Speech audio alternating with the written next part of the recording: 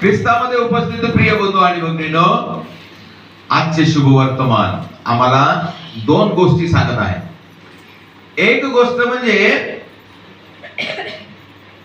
वडीलधारी लोकांकडून येशूला पीडा होईल, त्याला मारून टाकतील, तो दुःख सहन करील, क्रूस मरण सहन करील, त्याला क्रूसावर चढवतील, परंतु तो काय होईल? तिसऱ्या दिवशी तो जिवंत होईल. म्हणजे दुःख सहन करील, दुसऱ्यांसमोर त्याचा अपमान होईल, त्याला त्याची चेष्टा करण्यात येईल. हे म्हणजे काय आहे? हे प्रोसेस काय आहे? हे होण्याची जे प्रक्रिया जे आहे ते काय आहे? शुद्धीकरणाची प्रक्रिया आहे. दुःख दुःख म्हणजे काय आहे? दुःख आम्ही वाईट समजतो, वाईट नाही. दुःख एक चांगलं आहे. दुःखाला आपण स्वीकार केलं पाहिजे. येशूने काय केलं? दुःखाला स्वीकार केला. आणि म्हणून प्रभू म्हणतात त्याने दुःख सहन केलं, क्रूस मायला, त्याला हालापष्टा झाल्या, दुसऱ्याच्या समोर तो नमविला गेला, त्याला मारून टाकण्यात आलं, इतर लोकांसमोर त्याला एकदम लहान आणि तुच्छ मानण्यात आलं, परंतु तो मरण पावल्यानंतर तो विजयी झाला. म्हणजे ह्या पवित्रतेच्या प्रक्रियेमध्ये माणसाचा विजय होतो. आम्हाला सुद्धा जेव्हा दुःख होते, तेव्हा संकट येते, त्या दुःखाला आपण स्वीकार केल्याने त्याच्या शेवटी आम्हाला विजय मिळते. येशूने हे दुःख सहन केले, क्रूस वाहिला, क्रूसावर त्याने दुःख भोगले, रक्त सांडले, आपल्या रक्ताने त्याने आम्हाला शुद्ध केले, तो मरण पावला, परंतु तिसऱ्या दिवशी त्याने मृत्यूवर विजय मिळवला, तो विजयी झाला. प्रियजन हो, दुःख सहन केल्यामुळे त्याला विजय मिळाला. प्रत्येक दुःखाच्या नंतर आमचा विजय आम्हाला दिसून येते. म्हणून प्रभू येशू म्हणत आहे, मी केल्यासारखं जर तुम्हा कोणाला करायचं असेल, तुम्हाला जर माझे शिष्य व्हायचे असेल, तर काय म्हणत आहे? तुम्ही आत्मत्याग करा.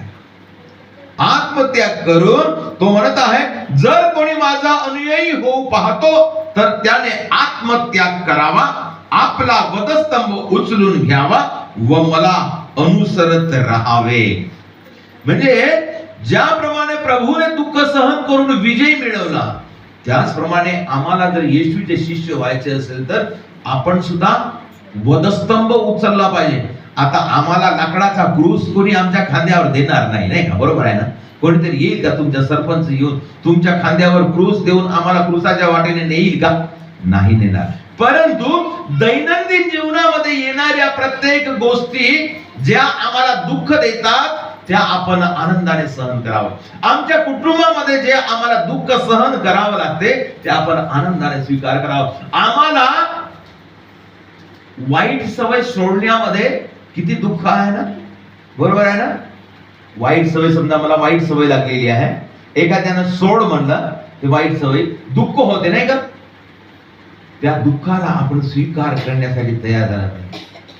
हा उपवास काळ आम्हाला हेच सांगण्यासाठी, आम्हाला तयार करण्यासाठी आम्हाला लाभलेला आहे. ह्या दुःखाच्या काळामध्ये, उपवास काळामध्ये स्वतःला काय करावं? आमची जे काही वाईट सवय आहे ते सोडून द्यावं. म्हणजे आम्ही स्वतःला पवित्र करावं. आणि तोच आहे आमचा क्रूस. कोणत्या कोणत्या वाईट सवयी आहे आम्हाला? शिवा देण्याची, झगडा करण्याची, खोटं बोलण्याची, दुसऱ्याच्या चुगल्या करण्याची, वाईट व्यसन करण्याची, अपवित्र जीवन जगण्याची किंवा वाईटामध्ये आपण जीवन जगण्याची, बडाई मारण्याची, मोठेपणाची, देवापासून दूर जाण्याची सवय, प्रार्थना न करण्याची सवय, हे सर्व सोडून काय करावं? आपण देवाजवळ यावं. प्रिय बंधू आणि भगिनींनो, थोडक्यामध्ये सांगायचं म्हणजे हा दुःखाचा काळ, उपवास काळ आम्हाला पवित्रतेकडे नेण्यासाठी मदत करते.